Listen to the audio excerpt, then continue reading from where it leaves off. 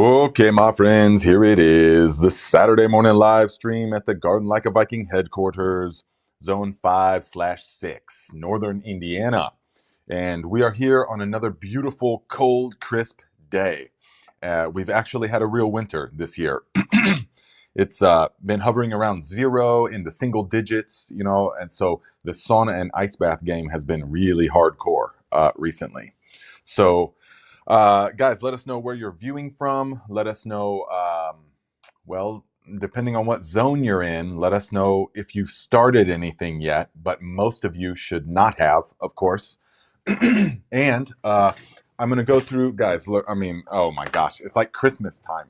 I ordered, even though there's no need to order yet, I'm going to make a video next week on what seeds I got this year and stuff, but, there's so many things this year that we got, okay? Tons of different seeds from tons of different places and all kinds of good stuff. So we're going to go through that here a little bit later. And I'm going to explain in the video next week, really succinctly what varieties I'm growing this year and why. And importantly, what varieties I'm not going to waste my time with again this past season, or the past couple of seasons. Also, remind me to speak on land race gardening, okay? Remind me to speak on Joseph Lofthouse, okay? So, all right, guys, let's see here. Fantastish says Washington State in the house, 7A/B. Got that Missoula flood silt. No starts yet. Jealous of those seeds. Better than Christmas. Oh, yeah. Better than Christmas. Well, Christmas this year was pretty outstanding.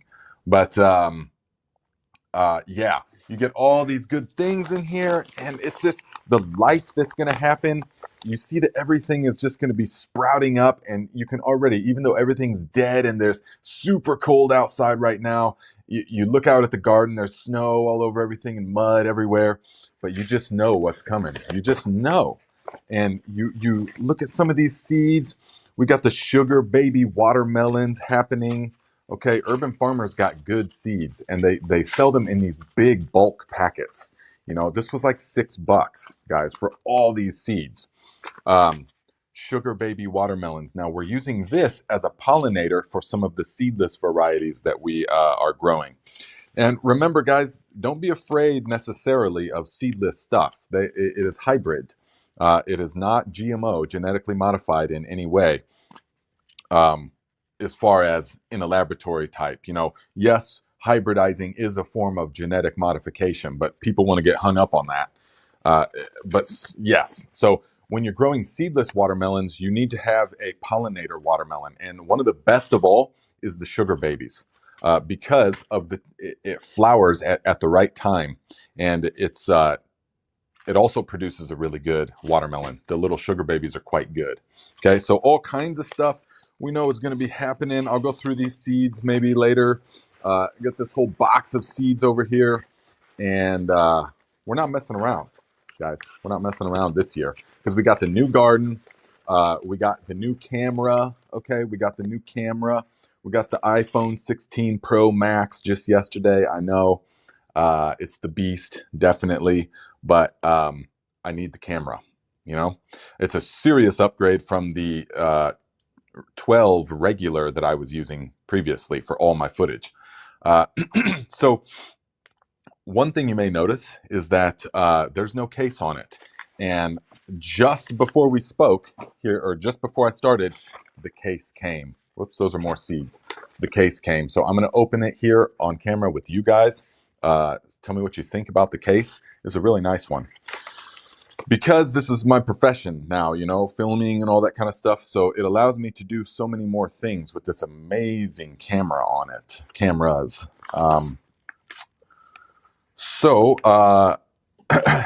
Do you guys remember that movie 2000 Space Odyssey?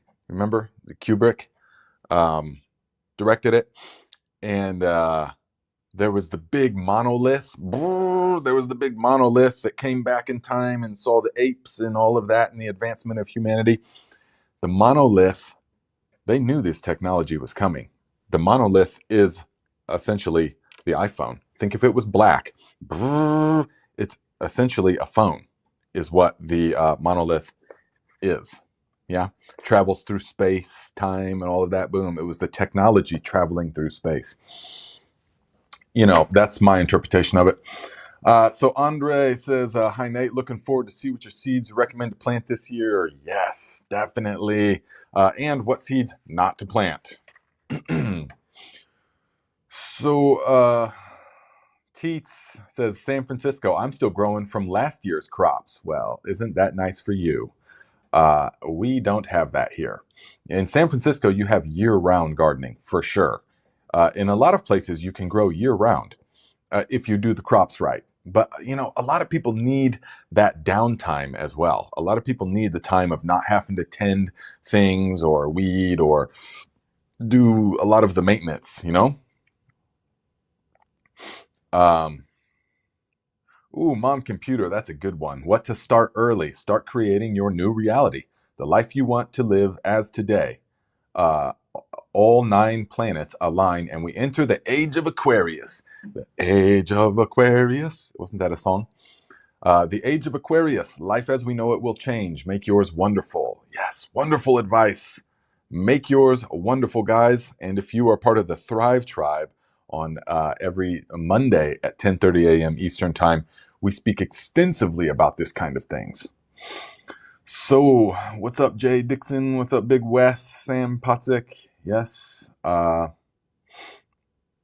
Sam says, saw a True Leaf Market boxes last year going to Luke from MI Gardener. Oh, you work at FedEx. What? Busted. Luke from MI Gardener getting his seeds from True Leaf. Yeah, repackaging them. You know that happens all the time, guys. It's all about the marketing and brand.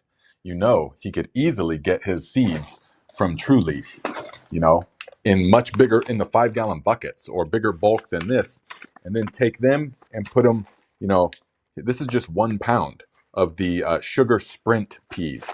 And I really like these because they are the fastest. They're like a hybrid pea, not really hybrid. They will grow from these peas, but they are such that they grow super fast. The Sugar Sprint. So I will plant these in the late, you know, August, probably in the beginning of August for a fall harvest, as opposed to the Sugar Snap peas that you will see that I plant early spring in the ground. But yeah, you could definitely take these and take it just a little, you know, handful, boom, and say you pay $15 for this whole thing, and you get, you know, 30 seed packets out of it, and you're selling those for $3 or $4. You know, it's all a numbers game. It's all a numbers game. Let's see here. Keith Scott, hello, my friend. What's up? Says, I've got tomatoes and peppers in the garage, but we will start seeds there with grow lights. New zone 8A. Yes, definitely. Guys, if you don't have a good, and you'll see my video probably in a week or two, a couple weeks, I will do some seed starting stuff this year because I didn't really do any last year. And I feel like there's so many questions about it, so many things that we need to know. And so I feel that I've really perfected the seed starting over the years. And so if you don't have a proper setup, you know, you don't really need to start that early. I mean, if you've got good lights, which don't have to be expensive grow lights, they can be shop lights. Watch my videos on that. If you don't have a good light or two and possibly a heat mat, you know, and some way to contain the environment, then it's really best to just wait till as late as possible until things warm up. So, you know, a window doesn't really cut it. They just don't like that. You know, if you have a really good exposed south-facing window, you can do that, yes.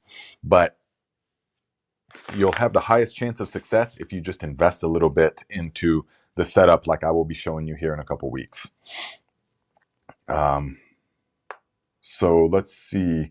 Joyce says, from Arizona, 9A, started peppers at Thanksgiving, tomatoes at Christmas, and this week will be cucumbers and zucchini to plant out hopefully mid to the end of February. Wow. See, so timing is very different. In these other zones, timing is very, very different. But like I always say, the fundamentals are the same. The timing is very different, but the fundamentals of soil management and growing remain the same. Guys, how is this thing sounding? Yeah, how's it sounding? Can you hear me? I haven't been doing sound checks lately just because this thing has been working consistently. So let's see here. Okay, let me catch up to some of this stuff. Ooh yeah, Masabi Gal says, hi y'all from northern Minnesota. Been negative 30 to negative 18 degrees Fahrenheit. Serious winter. Just thinking about starting plants and replanting my amaryllis for Easter. Ooh yeah, just thinking about it. Yeah, you've got a while. You've got a while. What's up, Tony? Good to see you here, my friend. Serena Norell says, Garden Like a Viking, 2 of my 40 onions are so tall I had to remove the lid. Should I cut them back and put the lid back on? The lid is, I typically don't use heat domes very much because they are humidity domes, because they will increase your chances of mold big time. Unless you're trying to start them on a heat mat out in the open of your house, where the house is like 25 or 30% humidity, how it's really, really low, you know, how they are in the wintertime when you've got forced air heat. So I've made some shorts and stuff, and definitely I've made a video on how to start onions. Last year, I think I made a good video on it, and also probably the year before. And I always like to take the onions, and once they get about 8 inches tall, 9 inches tall max, I will tip it to the side, trim them all back to about 5 inches. Yes, and I'll do this typically like 3 times while they're indoors still. And I have found that this encourages them to produce more foliage, and it makes them stouter, more stout, so that when we transplant them, they are stronger, yeah, and that they're thicker. You don't want them to be like the size of a little pencil lead, you know, little tiny thing like that. You want them to be closer to the size of the pencil itself. That is better, yeah. So yes, it's perfectly acceptable to cut and you just cut the whole, just trim the whole tops off of the tomato or the onion starts, and you can eat those, much like chives, of course. So yes, it's very beneficial, and it also helps to encourage more foliage growth in the onions. And remember, when we're growing onions in the summertime, we're growing long day onions, and so that means that they are going to put on all of their vegetative growth as the days are getting longer in the summertime. Then, once the days begin getting shorter after the summer solstice, the days stall out, and then they slowly begin getting shorter. The plant senses all of that, and it will stop the vegetative production, and it will focus all of its efforts on the bulb production. So the more foliage you have at that time, the bigger, stronger, more robust, more healthy the onion is going to be, because it's got more solar energy. Remember, the only source of energy for plants is the sun. The only source. So the only actual calories for their diet is the sun. All the fertilizers you put on and everything else are more like multivitamins. Yeah? Like for us, we could take handfuls and handfuls of multivitamins, but if we're not getting calories, we're going to die. It doesn't matter. And at a certain point, the multivitamins become toxic.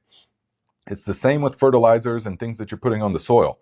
You know, the actual calories is the sunlight. So you need that good sunlight exposure, okay?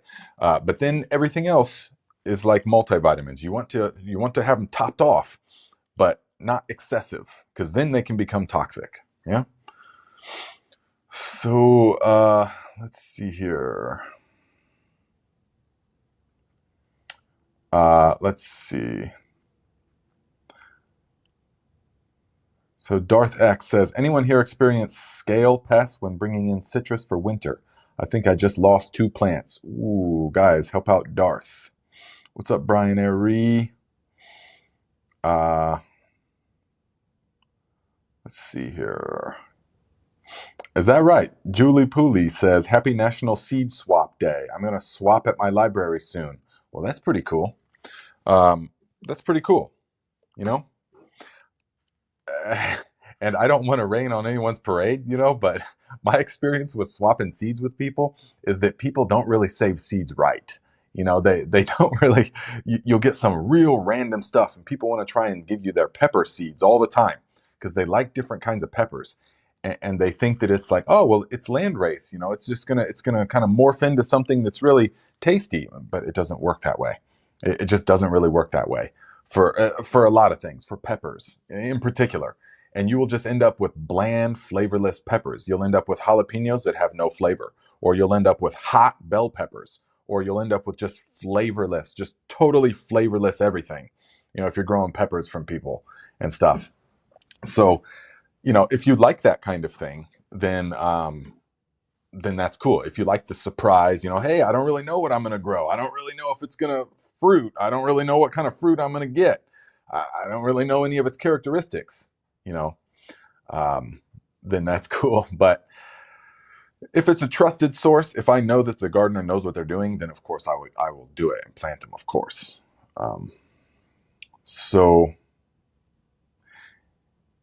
Main Man 19 says, badly need a deer deterrent. Street over feeds them, and the street over feeds them, and my garden is the salad bar on the way there. Oh man. Yeah, so it sounds like you're in the city, so you're not able to fill your freezer with that deer, because that would be number one. Fill the freezer with the deer. Number two would have to be a physical barrier of some kind. Yeah, you can put deer netting over it. Depending on how small it is, you can put hoops, you know, PVC hoops, and then zip tie deer netting to it. That would be the cheapest and most effective way to actually put the physical barrier. Yeah.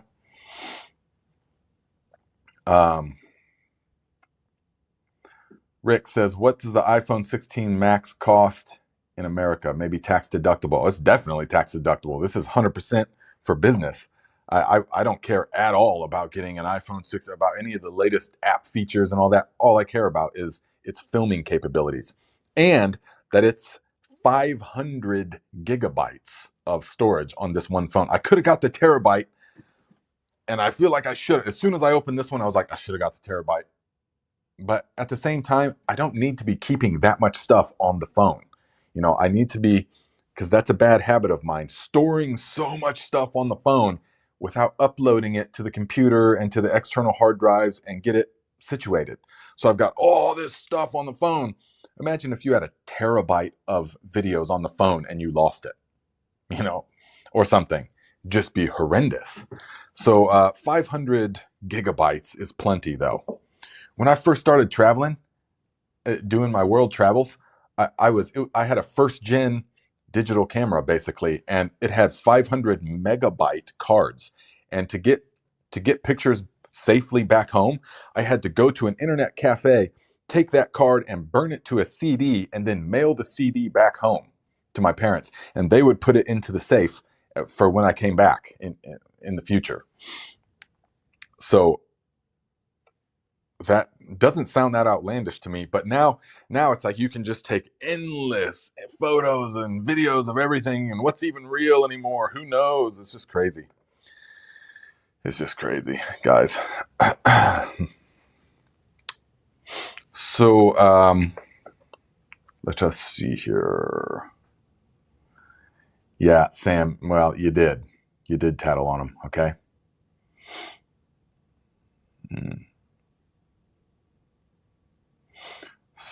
So,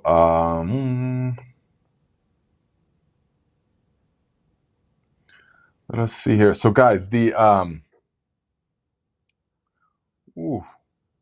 says, man, the ads are bad today. Have had 3 already. Need to get the ad-free YouTube. Guys, the only thing we can control is if it's conservative or moderate or aggressive. And I always click for conservative. It means lowest earning potential, but best viewer experience. So imagine if it was aggressive. Maybe I should do that one time. You earn more that way, but it would just be absurd. It's just absurd. And if I don't do it, YouTube's going to do it, and then they will keep the money. So guys, you something to think about. You know, you always hear me talking about AI, okay? Something to think about. The Stargate project. Have you guys heard of that? Like the Stargate project, $500 billion of investment into AI infrastructure in the United States. Okay? So when I when I heard that, I thought, what can I compare that to? Okay? Because this is how important it is. That's why you hear me talking about YouTube, AI and stuff. Most people, if they don't understand it, they just dismiss it. How it's going to change our whole society, the way that everything works. And so, for example, I said, how much money in today's dollars was spent on the Manhattan Project? Okay, and that's the nuclear arms race to develop the atom bomb. Manhattan Project cost about 2.2 billion in 1946. Adjusted for inflation today, it would be about 36 to 40 billion dollars. That's a lot of money. $40 billion. The AI Stargate project dwarfs that, okay? And then I said, so in all of the Apollo program, in today's dollars, how much was spent on the Apollo missions? The Apollo program cost approximately $25 billion from 1960 to 73. Adjusted for inflation to 2025, be roughly $260 to $290 billion. So the Apollo program and the Manhattan Project combined is still dwarfed by the AI arms race. So just keep that in mind. I'm not going to go any further on that, but just think about that. The resources that are spent. 20 data centers are being built across the United States. Think of that, okay? Each data center, okay, we're going to talk about that on the Thrive channel. I just wanted you guys to keep that in mind, okay? So, yes, Mike Mason says, killed 2 of 3 pepper plants attempting to overwinter for the first time. This year I'm making a wild living food fence. Nice. Guys, can you give me reasons why you want to overwinter peppers? All right, I know that it's becoming popular, but why do you want to overwinter them? Maybe if you had a super short season, you were in zone 2 or 3 or something, I could see it, definitely. But for most people, why overwinter the peppers?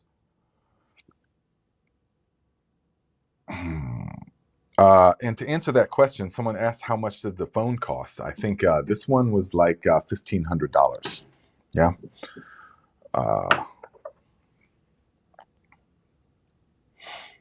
So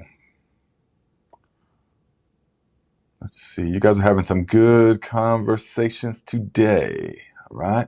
Look to Nature says, sprouting lots of wheatgrass and just got my purple barley, which has anthocyanin levels comparable to blueberries. Purple barley, huh? How are you going to eat that? Is that a microgreen, you mean? Big West says, I want to make Tabasco sauce. It's easy to do. It's easy to do. I want to make a video this year on it.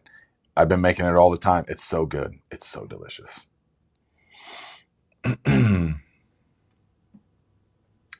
Ooh, Weebler, that's great feedback. Thank you. Says solid audio ever since you've been using the new mic. I listened to the stream using headphones. Sounds perfect. Awesome. So it must have been something to do with the condensing qualities of the Yeti, even though it's literally called a Yeti podcaster, you know, or Yeti streamer. You know, it's all about live streaming and stuff. But now I just use this Rode wireless and with a little lav because I don't like having it all, you know, strapped hanging off my shirt and stuff like that. And advertising for Rode, you know, I feel like just to have this little lav. So thank you. What's up, Queen RB? Starting onions this week in 7B 8A Southern Oregon. Yes, that's not a bad idea. Onions are one of the few things that you can start super early and it won't really matter. So long as you've got a good setup, guys. I can't stress enough how many problems can be avoided by just getting the right setup. And I'm going to go over this next week in the video. But remember, what are the 5 things that plants need? Light, water, air, nutrients, and it all has to happen at the right temperature. Now, you need to have control over these 5 things. If you don't have control over the light and you just put them in a window and stuff, you're not going to have the success that you're wanting. Okay. And me as a grower, where the school I was trained in, Northern California, in the out those days, you know, in the camo cowboy days, failure was not an option. And so you really had to make sure that you had the best possible stuff. Okay. So you learn really quickly that these 5 things are very important to manipulate. So you need to have an environment that allows you to manipulate these 5 things. And if you do that, it's easy. Success is virtually guaranteed. The plants are going to grow. So light, water, air, nutrients, all has to happen at the right temperature. We'll go over these 5 things in the video when I make it. And I'm going to show you a nice little self-contained seed starting setup that you can get for very low cost. Well, low cost considering success.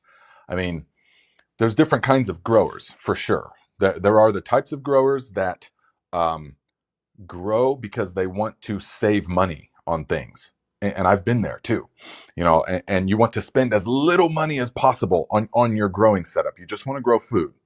Okay. And you want to spend as close to zero as possible. Now that's totally understandable. In which case you could probably make a really sunny window work. You'll get plants out of it. You will, you know, and you could probably save your toilet paper rolls or your egg cartons and sort of get sickly little plants, you know, in there and stuff like that, and have mostly failure, but some success would be fine. But the input cost is almost zero. Egg cartons, which you already have, toilet paper rolls, which you already have, and sunlight. Okay. But your success rate will be very dismal. That's guaranteed. But if you want to invest some money into it, then you get yourself one of the little grow tents, okay? $150. Then you get yourself a heat mat. Then you get yourself a small oscillating fan designed to go in the grow tent. Then you get yourself a light, okay? All in $250, give or take. And now you're going to have a setup that will allow you to manipulate those 5 things easily. You can easily manipulate the 5 elements, and you will have fantastic starts. And so they'll start stronger, and they will therefore transition easier, and they will produce faster, bigger, stronger outdoors, and they will be more resistant to pest and disease the whole time. And I know that I started thousands and thousands of plants, and I know this, that it matters right from the very beginning of the plant's life, how strong it is. If it goes through a period of just being sickly and spindly and stuff, a lot of people think, well, that'll just make it stronger. It's not quite that way. That's not the right kind of stimuli that we want the plant to have to overcome. You know, strong wind and stuff is good for it because it makes it stout, you know, but things like not enough light, so it gets real leggy and it stays cold and wet and the roots start to rot and stuff, that's not good for it. So by investing, you understand where I'm going with it, by investing in that amount of a reasonable, you know, $2, $3, even $4, or even $500 if you want the bomb setup, spread that out over the next 10 years. You know, okay, so we got $50 a year for the next 10 years. Well worth it to have A+ grade transplants. Yeah. And you can reuse all the stuff. You know, when you go the solo cup route, yeah, it's cheaper, but they last a season, maybe 2, and they look like garbage. They look like little pieces of garbage all over your whole property. You know, and I know this, and they blow in the wind and stuff. You go with these bootstrap farmer trays like I've got, the initial cost is much more, but you can use them indefinitely. They last at least 5 years. I mean, I'm seeing at least 5 years already. And so I don't think 10 years is unreasonable, you know? So there's trade-offs and all of that. But it's all about what are you willing to invest? Yeah. So we'll go through that kind of stuff in the video. I just wanted to touch base with you guys because I know a lot of you are trying to start seeds, and I'm doing consultations with you guys on the regular now. So if you guys need a garden consultation, you can hit me up. It's $100 for the hour. Okay. And we will get you a rock solid plan. We do a video conference call. It's just like this. I literally sit here and I'm focused 100% on you and your situation, your particular questions and needs. You show me pictures of your garden, which way it's you know, you can send me a Google Drive, or you can just send me pictures or you can just show me the garden, take me around, and I can give you my thoughts, my opinion. We can get a rock solid plan, whatever it is, we can do it. So just letting you know that is available. Okay, this is a great question. Fantastic says, energy via photosynthesis. Do we not consider rhizophagy or nitrogen acquisition via nitrogen-fixing bacteria not energy? Thoughts? I always considered rhizophagy energy acquisition. Okay, so it's not a perfect analogy. It's not a perfect analogy. But what I am saying is that the only power source for the plant is the sun. Without the sun, it doesn't. Nothing else matters. You can grow a plant without nitrogen-fixing bacteria. You can grow a plant without soil altogether, with a totally 100% sterile growing medium. You can grow it in super high CO2. You can grow it. You can manipulate so many things, but the light is non-negotiable. There must be light. So it doesn't matter how much of the other things you have. Without the light, nothing's going to happen. And so in that way, I'm using the analogy. It's like calories are for us. It doesn't matter how many multivitamins we take if we don't have the actual calories, which are the energy, which is a big thing that I see in people's gardens. And they're growing. They want to say, hey, what do you think of my food security garden? And I look and I see a couple little perennial berry shrubs, this produces this little berry, and this produces a couple of these leaves, these twigs you can eat. And okay, well, where's like the food? They're growing 6 different kinds of lettuces and stuff, and that's all great. But those are all not the energy source that we need. We need to grow calories, potatoes, sweet potatoes, winter squash, summer squash, beets, carrots, onions, garlic. We need to be growing peas, beans. We need to be growing corn, that kind of stuff, if we're talking about food security, because that's where the energy comes from. The other stuff, I grow lots of that as well. So it's all part of energy acquisition, yes, but the sun is the only power source. Meyer Lemon says, Nate's onion planting system with the 2x4s works awesomely too. It does, guys. It really does. AK Froggy, yeah, peppers are the easiest seed to harvest. They are easy to harvest, but they are the most difficult to grow several varieties of peppers and keep them true to seed. Keep the characteristics of what you want. I don't have space. If I had acres and acres and something, maybe I would just plant a bunch of different kinds of peppers, save seeds from them and stuff. But I've done that in the past. And in the next year, you're growing these plants and you're nurturing them. And then all the way to harvest of the pepper plant, 8 months go by and what? And it's just bland, flavorless. It doesn't have either characteristics of any of the parents.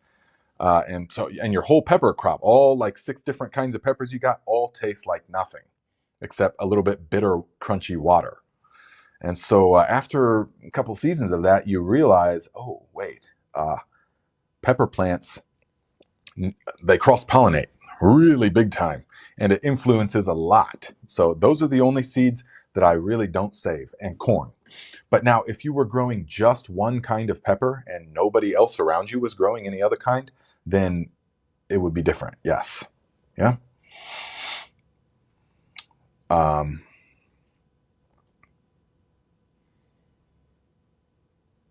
Yeah.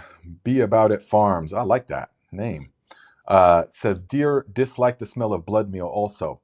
Yes, this is true. But things like woodchucks and raccoons and fox and coyotes and other things do like the smell of blood. Cats, neighborhood cats, possums. So, yeah.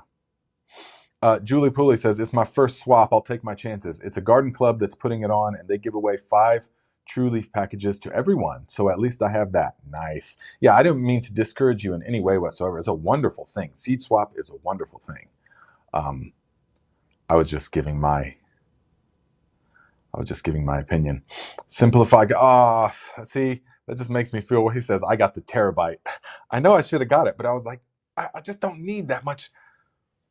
But immediately I should have got it because you see that little thing, that little, yeah.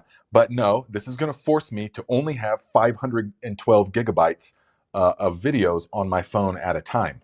I'm going to have to upload it. See, this is my thought process. It's going to keep me more up on it as far as video production, as far as organizing my videos, because I have so much raw footage, it's virtually useless. It gets to a point after several years when you've got so much raw footage, it's like worthless. And unless it's organized, how are you going to go through the data? That's why the super spy Cyberdyne system, Skynet capabilities of this thing is you just have to embrace the beast, because it's got a thing on it where I can ask it to give me my videos of onions, and it will bring forth all the things it knows are onions. That's very beneficial to me. So then I can look and say, oh, okay.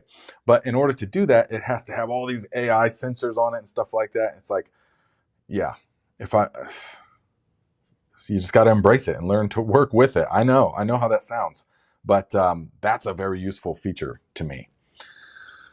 Yeah, I wish I got the terabyte too. I know.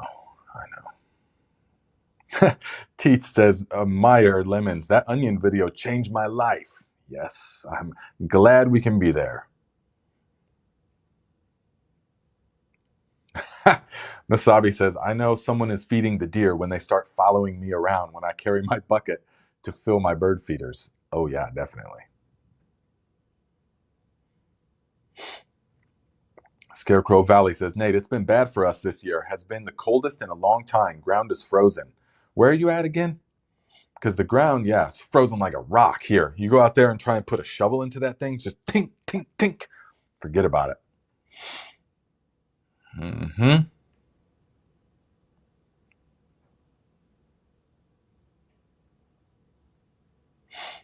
Yeah. Ooh, Weebler says, get into the habit of backing up footage from your computer to an external drive as well.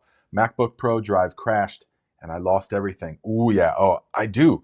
I do put them on an external hard drive, but even that is like, everything's on that, So I have to put on multiple external hard drives, and you got so many terabytes. And then over the years, how many terabytes and what's beyond terabytes? What's beyond terabytes?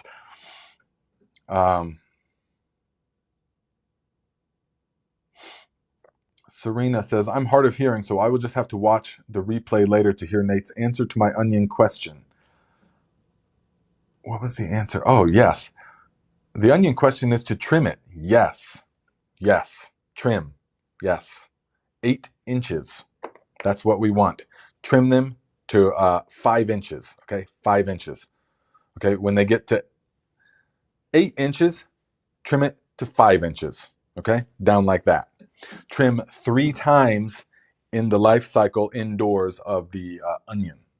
Okay.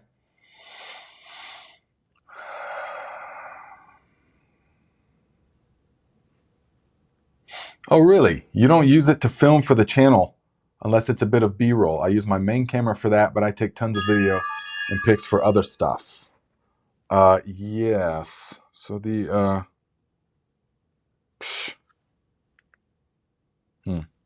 wait.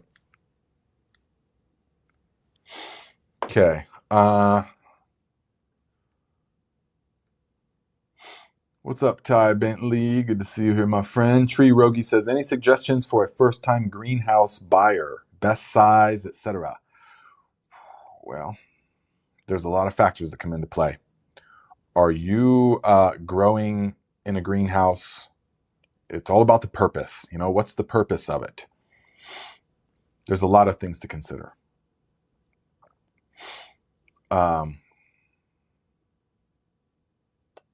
Big Wheel Dog says, Nate, while I use my phone for videos, I'm mostly using my 6-year-old DSLR to make videos with. Makes transcoding easier on my PC. Yeah, I could imagine that would be the case with the PC probably. But I have a Canon M50 uh, and I don't use it anymore. I mean, it was a wonderful, I shot all those Travel Like a Viking channel. I shot all that on the M50. But then it just became so bulky and delicate. You know, these things are waterproof. You can literally submerge them in water. And so it became so delicate, and the memory card and having to put it back, it just, and the batteries last, 45 minutes and stuff. So it became so clumsy. And this thing has got the stabilization in it and everything. The M50 is all, like old school 2009 Casey Neistat vlogging type, you know? So,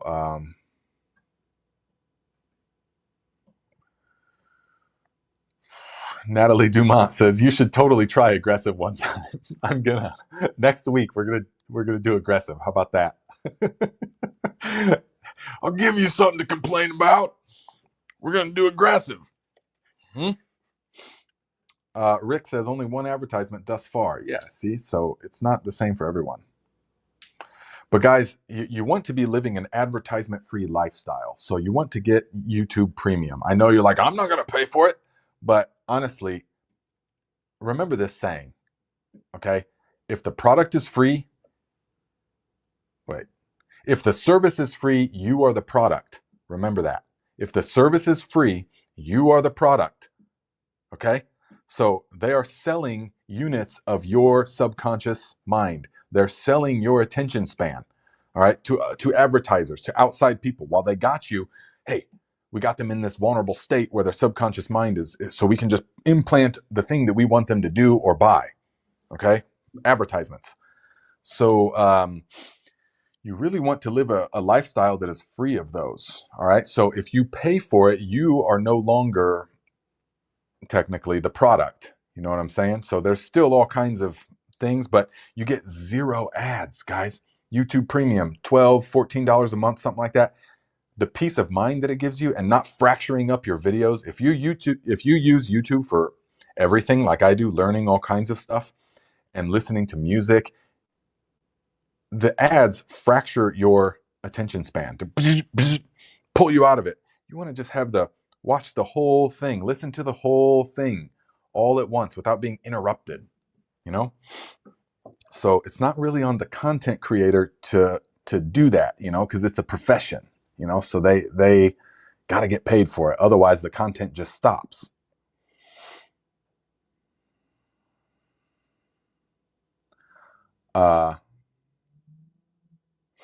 Our Legato says we need 3 times the megawattage that we currently use to power the proposed AI data centers. Yeah. Okay. Since you asked, let me just, so I asked, how much energy do these data centers consume? Data centers consume a significant amount of energy. For example, the first Stargate project data center in Texas is expected to use a gigawatt of power by mid-2026. I said, okay, what is that? Give me a something to compare that to. Okay, what's a gigawatt of power? So fuel consumption of an energy plant for 1 gigawatt hour, okay, is a 450 to 500 tons of coal. Okay, so that means that these data centers, in order to power them, that would virtually mean 500 tons of coal an hour, 24 hours a day, 7 days a week, every moment of every day, the whole time that they're on. And that's just one of them. The equivalent is 230 barrels of crude oil an hour to produce 1 gigawatt hour. Okay? These are rough estimates, but this is what ChatGPT is giving me. And so that's a lot of power, guys. That's a lot of power every hour. So yes, there's no doubt about it that it's a massive project. Yes, Simplified Gardening. Tony understands AI is the future, whether we like it or not. Yes. Do we like it? No. Is it the future? Yes. Must we learn to adapt? Yes. Must we learn to utilize it to our advantage? Yes.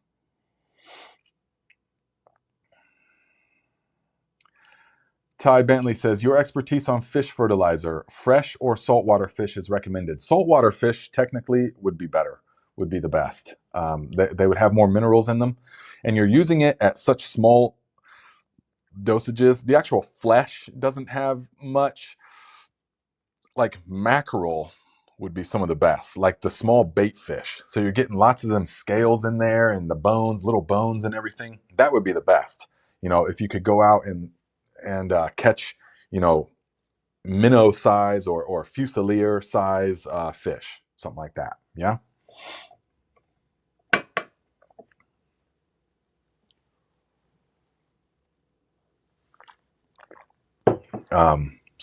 But fresh fish, it really doesn't matter that much. If you have the option, get saltwater fish, but don't like go to the fish store and buy saltwater fish, and then turn them into fertilizer. No, just fresh fish, catfish, carp, perfectly fine.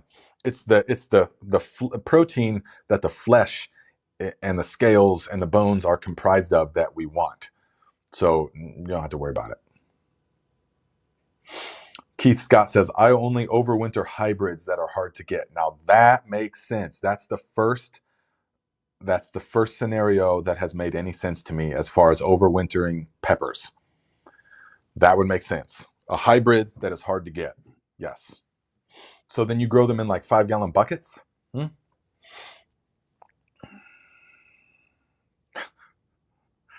Serena, what do snowmen use to make a salad? Iceberg lettuce, snow peas, and icicle radishes. Ha ha ha ha ha. I shouldn't have said that. That way I could say it to Tegan. Although she would never know what those varieties are. She would say, what? Look to Nature says, yeah, I'm confused by the effort on overwintering peppers. Right, me too. Except definitely, Mad Hatter pepper. Okay, Keith Scott says jalapeno, which to me is a total joke. Flavorless jalapeno. I grew one last year and it was the biggest joke I ever had. I just, such a waste of time. But it was a hybrid, so it was super vigorous, loaded with huge, plump, succulent jalapenos. They ripened to a nice red. And then I bit into them and they're 100% flavorless. Just like it sounds. A jalapeno with no flavor. Mine were called nada pinos, which that's more accurate. Nada, nothing, zero flavor of any kind. But the Mad Hatter pepper was awesome. We grew one at my mom's house, and that thing got to be probably 4.5, 5 feet tall and 4 feet across, and loaded with dozens and dozens of these peppers like this big. And they were kind of gross at first until they ripened to a deep, dark red. And once they ripened, it was like a fire engine red. Once they ripened, then you pick them off, and it's citrusy, sweet and citrusy. They are delicious. I couldn't find any last year. Okay, that's the very first situation that it would make sense for me to overwinter them. But the way that I grow them, we're not overwintering. At my mom's, we had a 200-gallon grow pot, and we had several peppers in them. So we're not going to rip that thing up and then try and put it inside. You have to grow them in like a 5-gallon bucket to begin with. My neighbor overwinters his peppers. And they get a few peppers here and there, but then mine are just like crushing it, super huge, loaded, breaking branches with so many, peppers on them and stuff. And they'll have like a couple peppers here and there. That's cool. If that's what you're into. Oh yeah, phones are very expensive. Yeah. Okay, Mike Mason says, I'm overwintering because I hear you get a quicker start to production and a more robust plant early in the season. It could be, but you could also plant some different varieties. You could also plant some, it also is the time of the season. I mean, you have to eat with the seasons. And so there are other things that we eat in the early spring and early summer. And then the peppers are like the last 8 weeks of summer, and like the meat is just so beautiful. But so maybe that's true. You get a quicker start and the production. I would, I mean, a more robust plant, I don't know about that. It depends. A lot of plants they don't like being overwintered because it kind of makes them like, they're just kind of sickly. Then they'll survive, yes, and they will produce, but they're not like the nice, thriving, explosive ones that you can grow. Yeah.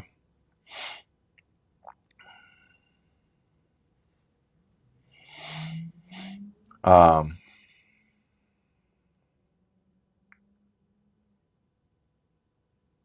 oh, yeah. Rick, okay. Says open the cover or the, okay. Guys, I just got this, okay? Let's see. Just got this thing. I got high hopes for it. I needed a bright orange case, which is kind of hard to find because I am not losing this thing. And I like bright orange case, but I need it to be very protective as well. All right, so let's see here. Wait a second. Two of them. Oh, I think one of them is a case protector. Yes, this is the Crystal Shield. Okay. So let's see. I like the packaging. I mean, packaging can be misleading, but I do like it. It means it's well thought out. Okay, so we've got here. The packaging might be a little too nice. Maybe hopefully they'll focus their efforts and the money on the product and not the packaging. But let's see here. Okay, it's hidden behind here somewhere. Oh, okay. Okay, well, here is the cover. All right, let's see. Oops. Ooh. Okay, so it's got these aluminum, aircraft aluminum type buttons. It's got a real nice feel in the hand. Now let's put it in there real quick, even though I'm going to have to take it back out. Let's just put it in there and see. Mm-hmm. Ooh, ooh, ooh. Ah. Ooh. Maybe I'm going to wait and clean it just a little bit. It's going to fit real good, but I don't want to be taking it in and out because I'm going to clean the phone. But I can just tell already this thing is going to feel really nice in the hand. I'm all about the hand feel. And so it's got a, like a 6 meter, 20 foot. The one of the commercials is like the guy drops it down a flight of stairs, and it drops and he's like, see, it's fine. I don't know about that, but if it can withstand a drop from chest level, I'm happy with that. But I got that, and I got the Crystal Shield, which is supposedly, a really good shield screen protector. So we'll see. Yeah. But it's bright orange, but it's not like hunter orange. So I like this. It's easy to recognize. When you got a $1,500 phone, camera, business device, you don't want to be like, oh, where is it? You want to have it easily recognizable. So here we go.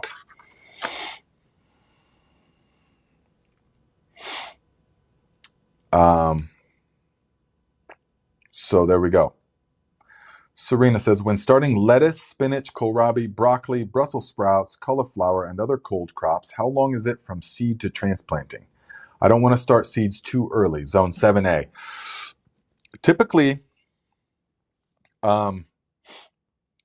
with those kind of crops, okay, you can plant, all those are very cold hardy. So you can, from seed to transplant, typically will be 4 weeks, 4 to 5 weeks. That's all the longer you'll need. They grow really fast if you've got a good setup. If you're trying to nurse them along in a windowsill and with sickly little, those little purple LED grows and stuff like that, then it can be totally different. But if you've got real light and heat and good airflow and good nutrients, those things are going to explode. They're going to grow real fast. And typically, I will start them 8 to 10 weeks before the last frost date to plant out then 3 to 4 weeks before the last frost date, depending on the season.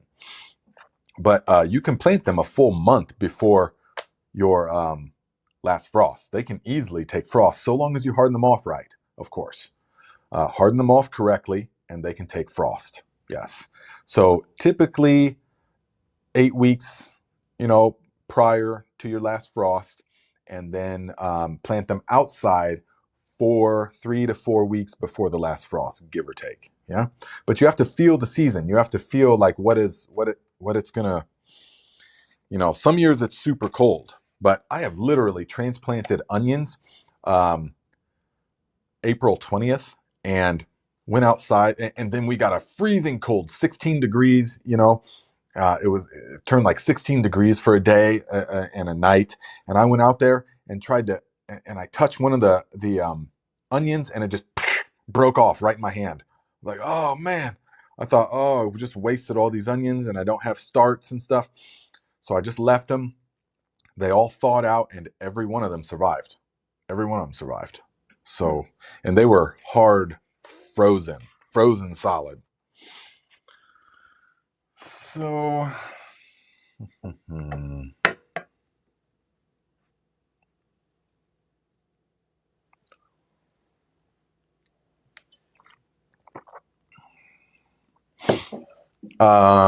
Look to Nature says, how deep of a soil mass are you planting your onion seed? Hold on one second.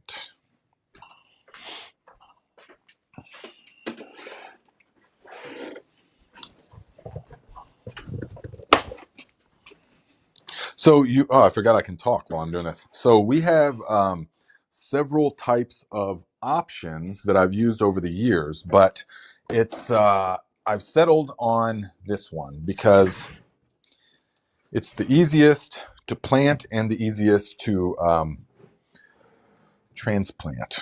All right, but here's several things, guys. So there is these kind of things. And I'll go over all this stuff in the seed starting video, but these kind of things you really don't want to mess with. All right, this is such a tiny amount of soil space that pretty much, unless you're like a professional grower, greenhouse or something that is very limited on seed starting space, and you know exactly when these things are going to go into the ground, and you've got your system down as far as watering, and you just know all these factors, typically greenhouses and stuff, I wouldn't mess with these because it's not enough soil. It's just a tiny little thing. So it's going to be so less forgiving as far as the amount of time that they can spend in these. If you need to wait an extra week or two, you know, they can be really root bound and stunted and stuff in these. So for most crops, definitely nothing like peppers or eggplants or tomatoes or any cucumbers or squash, nothing like that I would ever start in here. Yeah. The only thing I would ever start in here is like spinach. That would be about it. Or a spinach-like thing. I just don't like those, okay? And so I don't like them for several reasons, which I will go over in the seed starting video. I forgot I can talk while I move around. So the next thing is going to be these, which is the Bootstrap Farmer. And these I'm loving, but remember, you got to get the thin or the microgreen tray. I am loving these. Okay, this is as much soil as you will need indoors, unless in a rare situation, unless some kind of weird thing is happening. This is all the soil that you're going to need indoors. Okay, so a lot of people are like, well, I'm going to start in those 72 cell trays, or I'm going to start in the 200 seeds trays, you know, and then I'm going to up pot to these, and then I'm going to up pot to 4-inch thing. Literally, people are doing that indoors for seed starting, up potting. No, save yourself the trouble, the hassle, the resources, and the abuse on the plant. Start in something this size from beginning to end. You never up pot indoors unless you messed up. Then you would up pot. This is all you need. So time it right. This is ample amount of soil space for virtually anything. Unless you live in there's exceptions to all of this, of course. If you live in a real short growing season, you'll need to grow things up a bit more than that. But remember, the more time they spend indoors, the harder the transplant outdoors is going to be. Okay, the harder the adjustment period for most crops. So I'm liking these, guys. If you feel these, this thing is heavy, okay? There's a lot of soil in here, a lot of soil. So, and we can bottom water with these. I'll go over all of that in the seed starting video. But you can, if you want, you could plant 3 onion seeds. Okay, this is going to take a long time to plant. You could go like this. You could plant 3 onion seeds right in the same little hole. Okay, 3 onion seeds in each of these holes. Okay, and grow them up in these. And then you can just transplant this whole thing. In fact, I'm probably going to do that this year, actually, because that is a really good method. And so long as you don't do more than 3, the onion seeds, as they develop into onions, they will push each other apart. They will not crowd each other out. If you do 5, they will. It will be a problem. One second. Let me see. Somebody...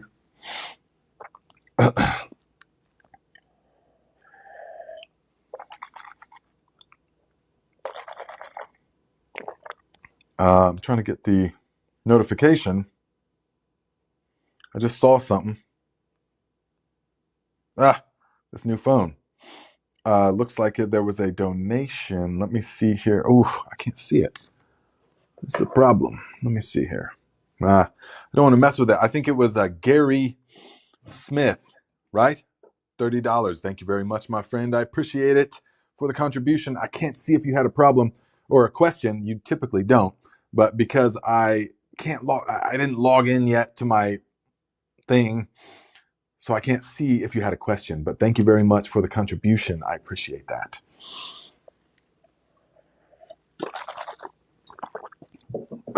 Now, that's a really good way to do it. 3 seeds per.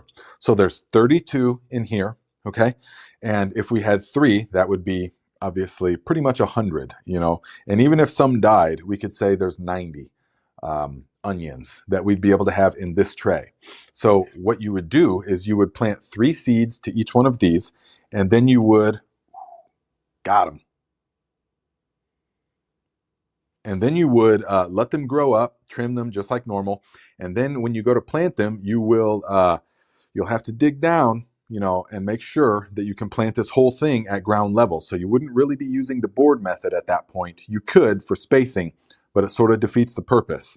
So then we would put them down to ground level, and then about 8 inches, give or take, further, we would plant another one.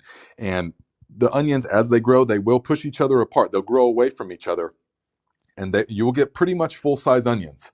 You know, you won't get massive onions doing it that way, but it's a lot easier to plant, and it's a bit more space saving on onions. Okay. So Look to Nature says, my onion seeding trays last year were too shallow. I'm wondering how deep the trays or cells that you guys are using. So I'll show you what I'm probably not going to do that method just because I like the board method. It produces just perfect results. And so in order to use the board method, you have to separate them. So that would defeat the purpose of doing that. You know, now, that being said, you could plant 3 to 5 of them in each one of these and then just separate them. You could do that as well. Or you could plant 10 of them in there and just separate them. So you could do that, yeah. But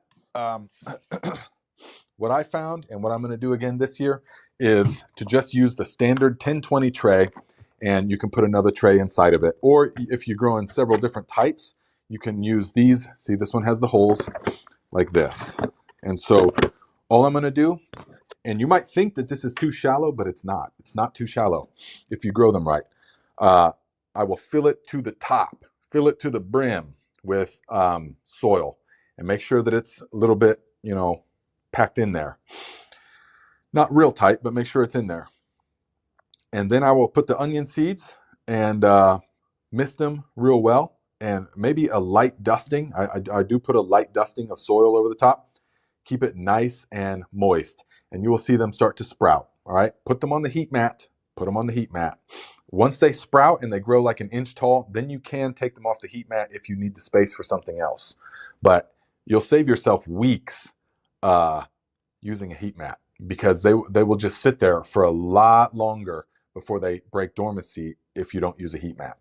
So this is all I use. It really is. This is plenty deep because onion roots are actually very shallow. They don't grow that deep.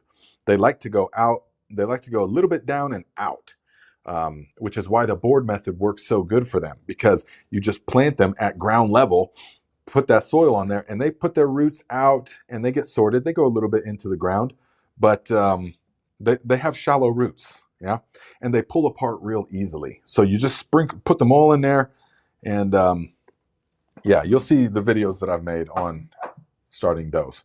Other crops that this works really well for, this type of method, other crops it works great for, are things that you plant in bunches, such as basil, such as arugula, such as even celery, yeah, such as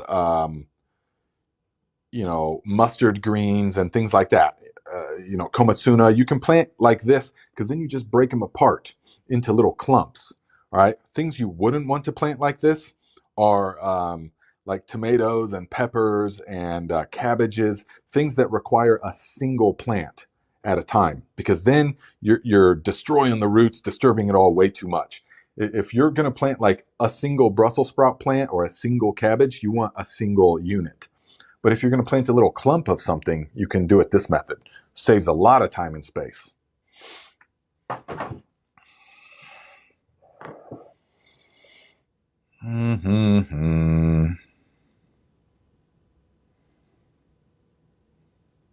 Nino and Lo says, I've been considering a grow tent. Yes, definitely. I'll be making a video here in a week or two about a real nice, economically priced system that you can do that with. VA Green says, the grow tents eliminate a lot of problems and discounted in many places right now before spring. Yes, definitely. Definitely. They eliminate a lot of problems and they give you the ability to manipulate the 5 things that plants need. Yes.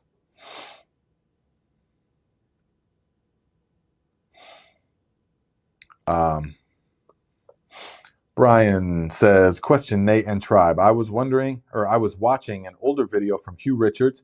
He was making compost in his walking aisles. I never saw a follow-up. Any thoughts on doing this? Good idea or bad idea?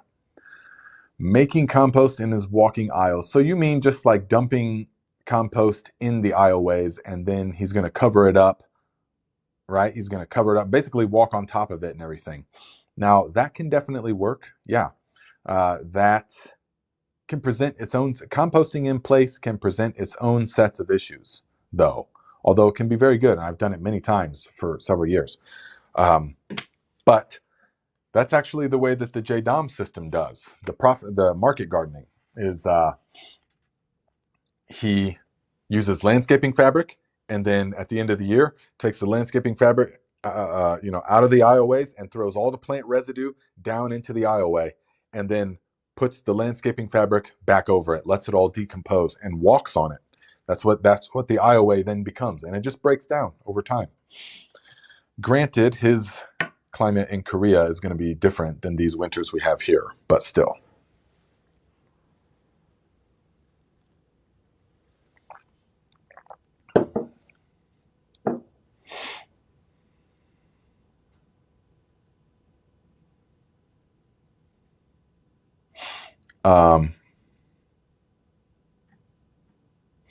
Fantastic says, Viking DA, USDA Consulting. I see what you mean, Viking on the energy. Oh, okay, yes, on the energy, definitely. Yeah, I know what you're talking about. Yes. Tony says, sunlight, water, nutrients. That's all they need. Yes. I mean, I would go so far as then saying air, which is CO2, and temperature. 5 things is what I say. Because you have to manipulate all of those 5 things.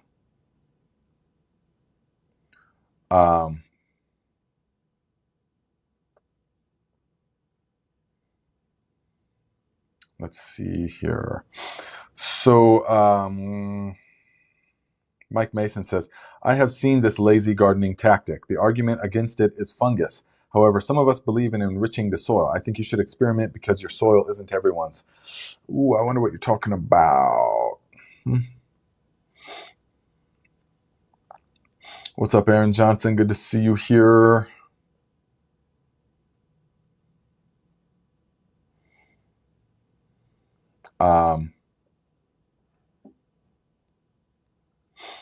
Yes. Oh, Teets, that's a good idea. Says one thing the consultations do for me is I hear Nate say a lot of things on here, but when he tells it to me directly, it hits harder and I do it. There we go.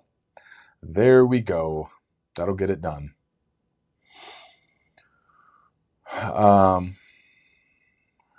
Let's see. Am I way, way, way behind on the chat? Of course. Way behind on the chat.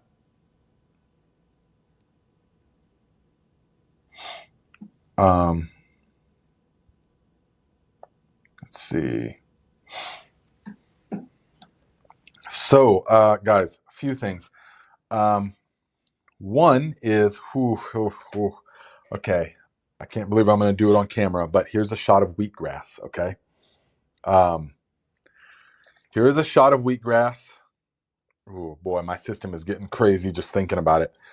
Shot of wheatgrass with some, basically like a really stout kvass, which is fermented beets and thyme, okay? This is from the garden. Okay, let's see here. Guys, the wheatgrass is so powerful. Oh man, it's so powerful. It's just unlike any other juice that you can imagine, okay? So let's pour a little bit of this kvass in there, which has got salt in it. All right, and let's go ahead and drink it. Ready?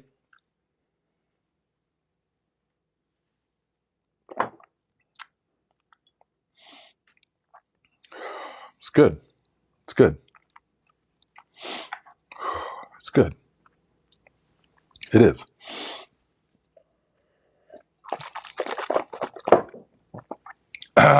Okay. If you can keep it down, which is half the battle, then it rewards you with a really wonderful, just everything's wonderful. So yeah, that beet kvass, though, I tell you what, is real good. Nice and salty, really good. Yeah.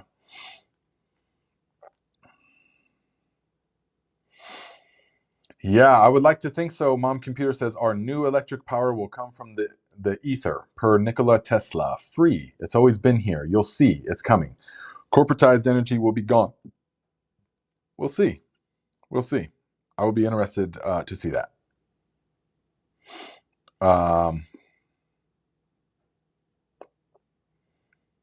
Let us see here. Yeah. Well, Teach says Mississippi, the greenhouse drops to the outside temps at night if you don't heat the greenhouse. Yeah, that's the thing with greenhouses. Most people think that it's going to give you a whole new season of growing, but it doesn't really. The greenhouse is good for starting up cold crops. And if you live in a colder environment, it's good for hot crops in the summertime, such as tomatoes and peppers and eggplants and cucumbers. So plants that like the heat will be good for a greenhouse. But I see people trying to plant peas in greenhouses and stuff, and those things are going to get yellow and taste acidic and starchy in no time because it's too hot for them. So most of the time, a greenhouse, unless you're going to heat it, which is its own huge thing, then in the middle of the night, the greenhouse is going to reach ambient temperature. It's just going to. And so if you think you're going to start your tomatoes and peppers and stuff in an outside greenhouse before the nighttime temperatures are above 30s, then you're going to have a failure big time. So the greenhouse can be good for certain things, but in most situations, it's best to actually, if you want veg earlier, grow microgreens in your seed starting setup. Grow microgreens, grow sprouts. Yeah, have sprouts so that you've got lots of fresh food available. But see how I can tell that these seeds are getting old though? Because these seeds are about 5 years old now. Is that not all? There's all these unsprouted ones at the bottom here now. See back here? That usually doesn't happen. But now that the seeds are kind of old, there's lots of unsprouted ones. That's the only drawback. Mm-hmm.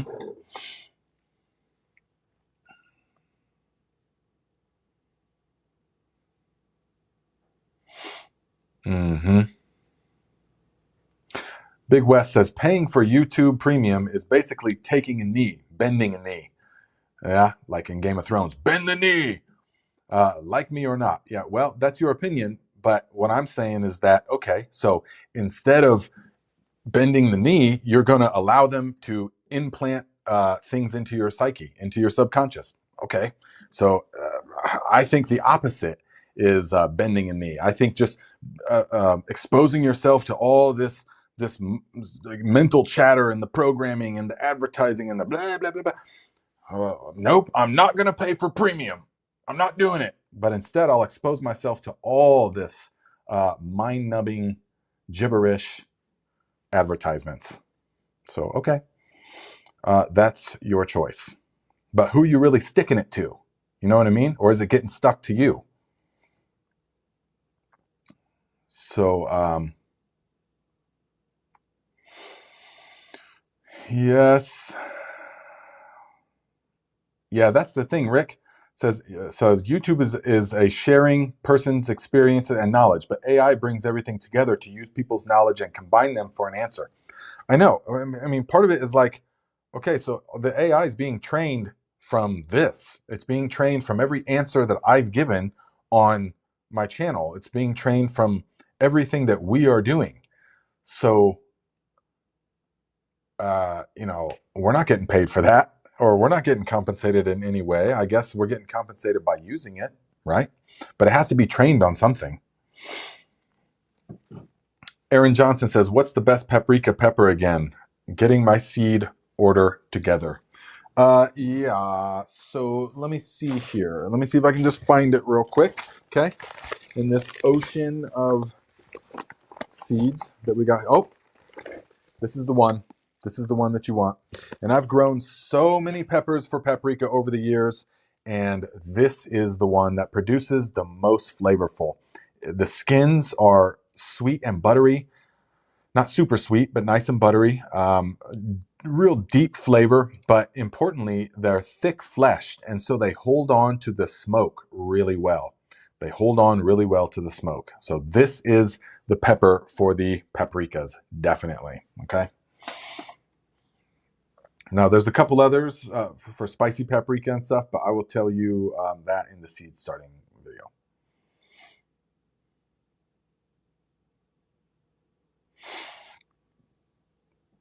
Mm-hmm.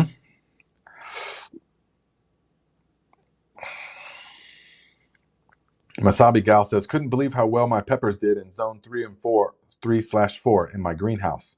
Yes, and that there's a situation where you would want to grow in a greenhouse, where you need that extra heat and intensity, definitely. Natalie Dumont, what about overwintering rosemary? I overwintered rosemary last year, yes, and it worked. There was rosemary, but the plant isn't really, a lot of the needles fell off and stuff, and even it was in the grow tent even. So, and then I had one up here as well, not in the grow tent, and it just totally pretty much died. It just like went, all the needles fell off and stuff. But the one that did overwinter, I then put it back outside, and it just like turned to wood. It just like grew. There was some young fresh sprouts, but most of the plant was like wood, a woody shrub. And so I also had new rosemary, and that was way better, way better. Didn't get quite as big as the second year rosemary, but it was more usable. The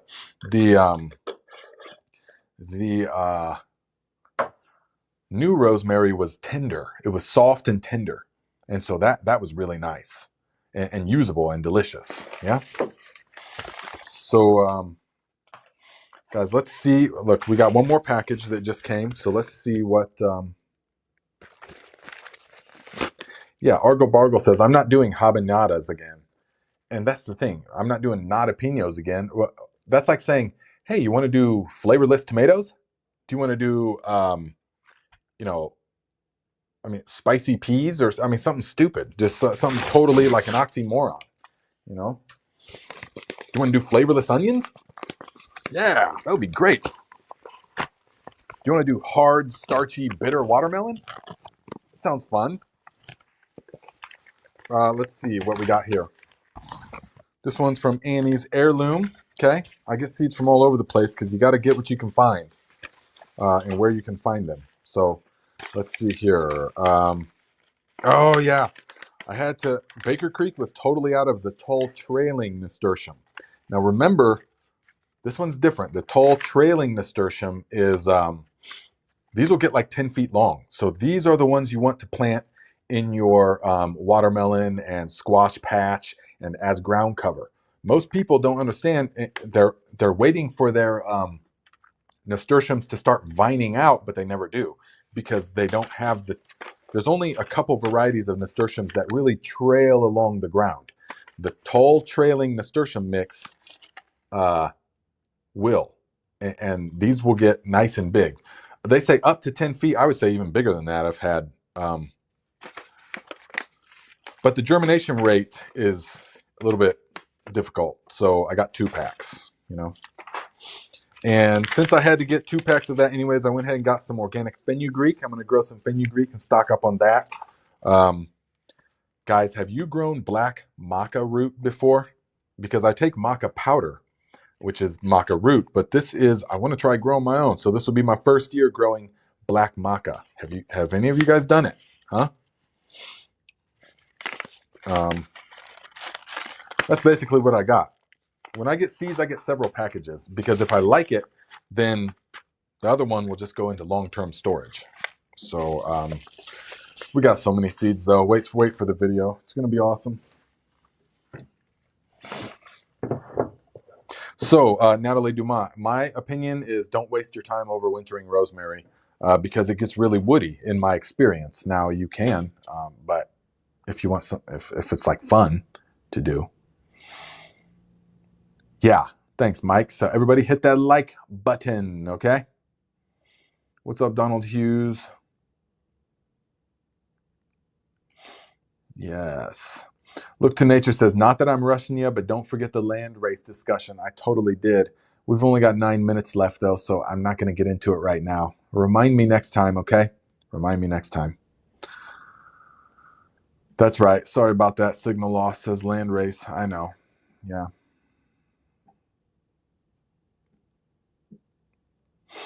VA Green says, I don't think he does land race discussions. Oh, no, definitely.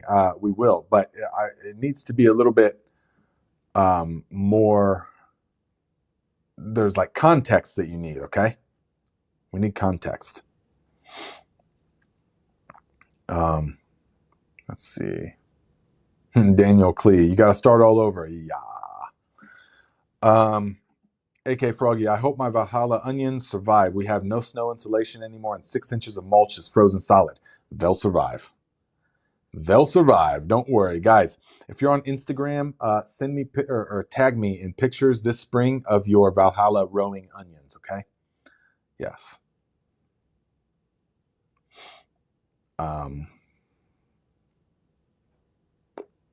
No, Eddie Lyle says, I planted my garlic about 5 weeks ago and don't have any sprouts. I wonder if the Arctic blast killed them. Where are you at? Because it's still quite a ways, quite some time before you should be seeing sprouts on your garlic.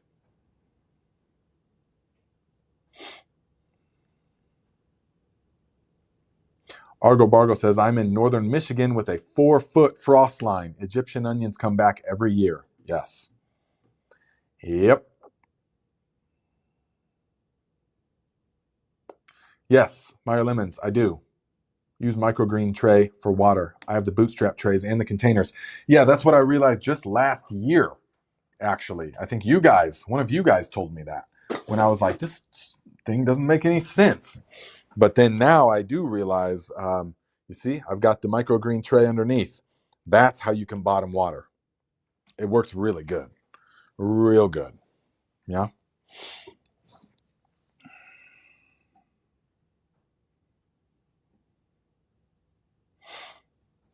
Let's see here. Natalie Dumas says, what about those giant green onions that you told us about? Yeah, I could not find those again because, you know, I totally redid the garden now. I dug up a couple of them, but I want a bunch of them because those are my favorite onions. They're not nearly as prolific as like regular green onions, but man, they are like this thick around and like this long. And they're soft and they're flavorful and delicious. But let's see here. So they're flavorful and delicious and they're tender. So they were called king green onions, but I could not find them again. So I had to get some other kind, Ishikairo onions, green onions. So we will see. We'll see. As soon as I get those, actually I have them. I will show you. These are the ones, all the research that I did. It sounds like these are basically the same thing.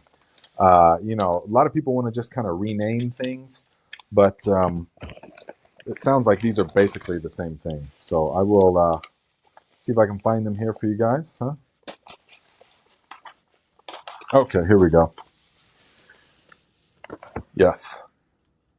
These are supposedly basically the king green onions. From all the research I did, traditional Japanese variety for sukiyaki, soups, and salads, reaches enormous proportions, yet remains tender and scallion-like, never forms a bulb. If they're anything like the king greens, they're going to be amazing. They're going to be amazing. And remember, it doesn't really matter if you're growing big stuff. I mean, that really doesn't matter that much, but what matters is the flavor. So it doesn't matter that they're big so much as it does that you only have to pick one instead of picking like 4 or 5 smaller ones,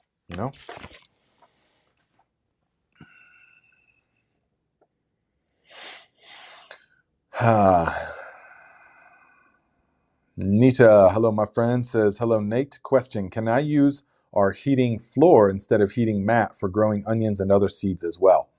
If you have a heated floor, then yes, for sure. Definitely. I mean, that would be similar to a heat mat. Check to see what the temperature is. But yeah, if you've got like floor heat, definitely you can use that.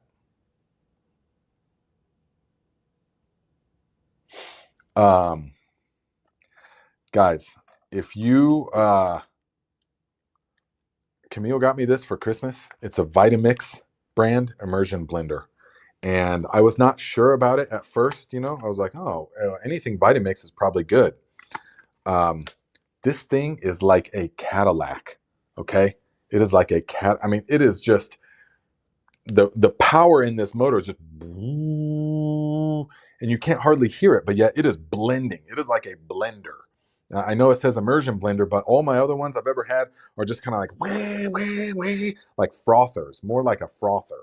This thing is like a blender. Like it will just straight blend up greens or whatever you want to put in there. So I can highly recommend it. Highly recommend this thing as an immersion blender.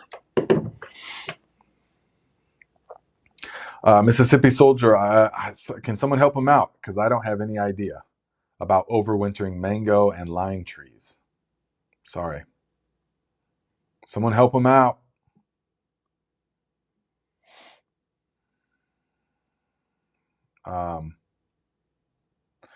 Rick says, overwintering fruit trees must put in warm garage over winter, but surely they will need light, yeah? Keith says, Mississippi Soldier, if you have indoor space, trim them back a bit and get 10 to 20,000 lumen, 5 to 6,500 K. There we go. There's your answer right there. If you have indoor space, trim them back a bit and get 10 to 20,000 lumen, 5 to 6,500 K temp lights. There we go. Put them on 16.8 or maybe 12.12 is fine for fruit trees. Yeah. I don't have a lot of experience with that yet.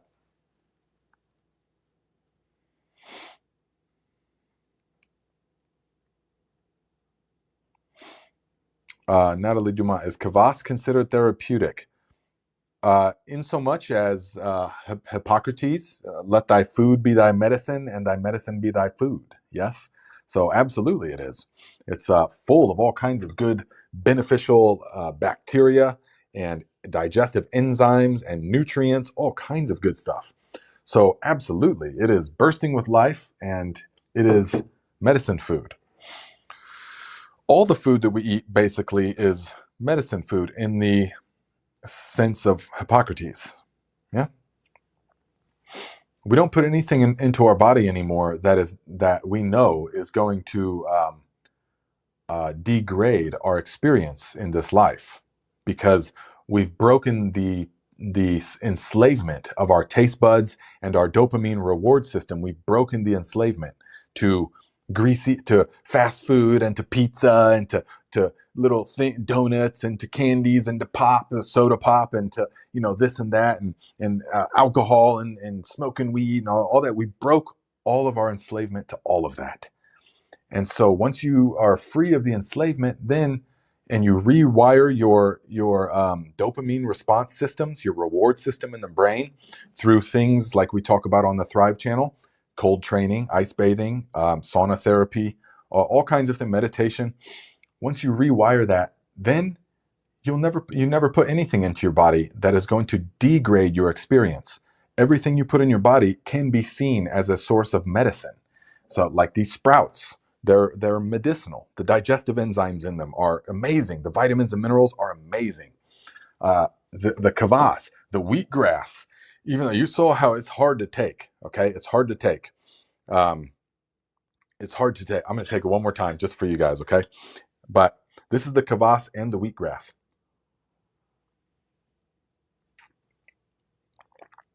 Whoa. Yeah. It's good. It's good. So it's medicine. That tastes like medicine, but it's amazing. So even that, I'm actually not exaggerating to way that tastes. It's just over the years I pushed it a little too much with the wheatgrass, so it kind of makes me a little bit nauseous. But it's okay because it's well worth it. Yeah. So yes, it's all medicine food. Yeah.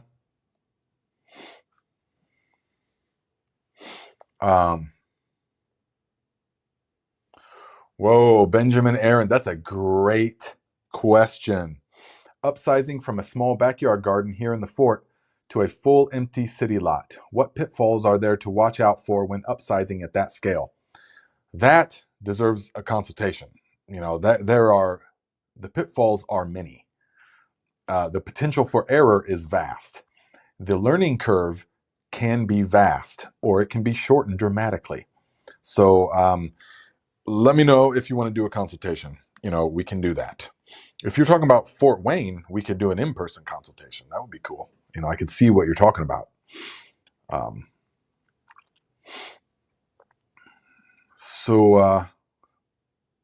Oh yeah, Masabi, that's right.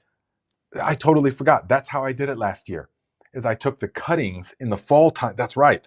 I took the cuttings in the fall time from the rosemary and rooted them. I just stuck them into these. Man, I didn't do that this year. What was I thinking? I forgot to do that this year. Last year, I just took the rosemary cuttings, the nice fresh growing tips, cut the bases, needles off of them, stuck them in water until they rooted, and then put them into the growing medium. Some of them I just stuck right into the growing medium and kept it moist. And they all rooted. I didn't lose a single one. And I didn't actually notice any difference between sticking it directly in there and rooting it in water first. I didn't actually notice a difference in anything. But yes, that's right. That's how I had I ended up with 6 or 8 rosemary, and that's plenty for me. And they all grew really well. Yeah. Man, I forgot to do that. Oh well. Oh man. Sam says, congrats, Benjamin. I'd say you have to watch the money. I can see that adding up if you're buying compost and nutrition. Absolutely, guys.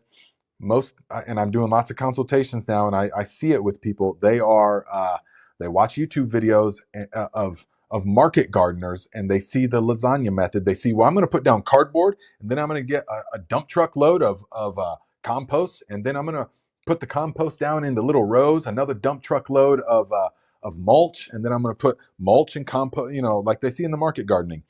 And what they don't understand is that is specifically for market gardening, really. It's for profit gardening, where all those things are already taken into account.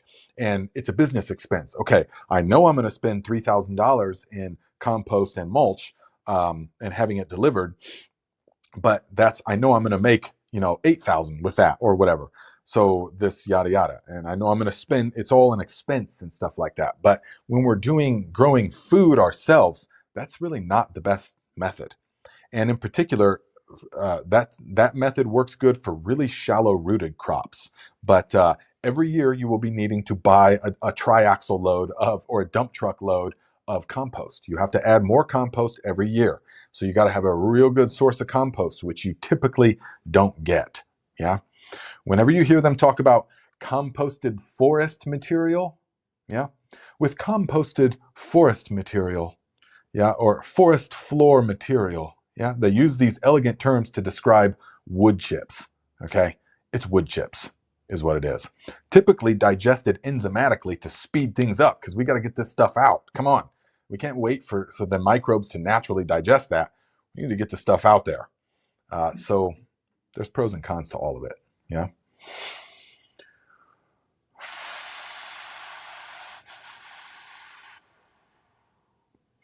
Let's see here. Ooh, Look to Nature says, I'll be sending you some winter savory and lettuce leaf basil soon. Great, because I did not get the lettuce leaf basil, and like I said, I've never even heard of winter savory before the last time you mentioned it. Yeah.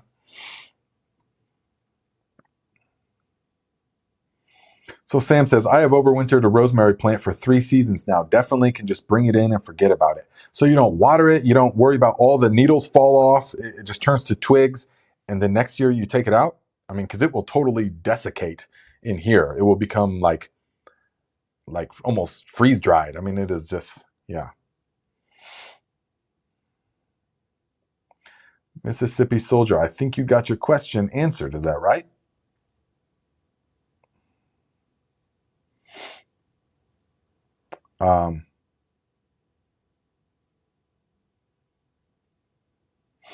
Let's see here. I could be way far behind. Okay, guys. Well, yeah, I'm way. Oh man, super far behind. Simplified Gardening says rosemary is real hardy. Why are you bringing it in? Yes, says the Englishman, right?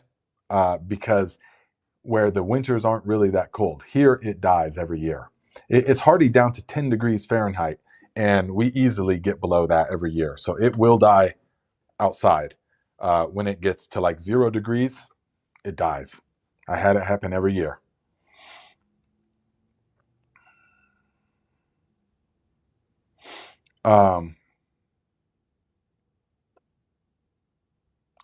So what are you guys talking about? Sugar the enemy. Okay, guys. So thank you very much. This has been wonderful. Look out for the seed video coming this upcoming week. Make sure that you, if you want to help the channel, watch the video as soon as you see it. Watch it and just let it play all the way through. Even if you're going to come back later and watch it, just set the phone down or whatever and let the video play all the way through. That helps us out. Okay, give it a thumbs up. All your shopping that you do on Amazon, do it through the Viking storefront. Bookmark that and buy all your stuff that you would normally buy on Amazon through that window. Okay, and we get the credit for it, which I know you guys are doing because that revenue is going up. So I really appreciate that. That helps us to keep the good content coming. Okay. So other than that, by next week I'll have this Rejuvelac really well. I just started fermenting it. It's well sprouted. It's going to be a strong, tangy one. Yeah. So let's see here.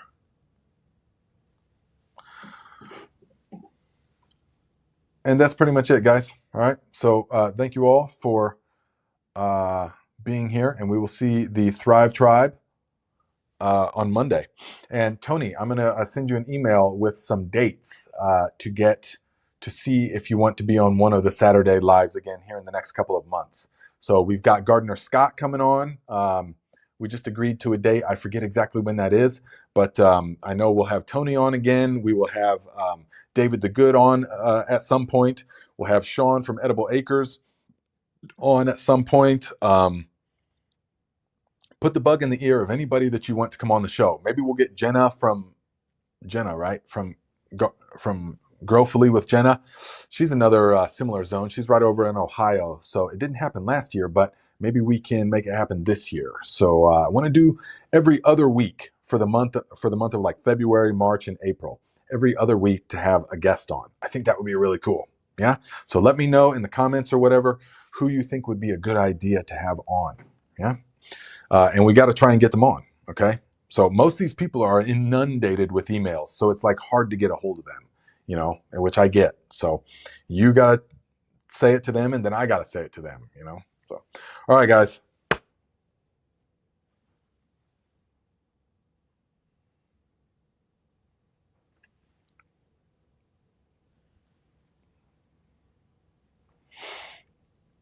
Oh, yeah. Urban Gardener says Jenna is on our show today. Nice. Okay.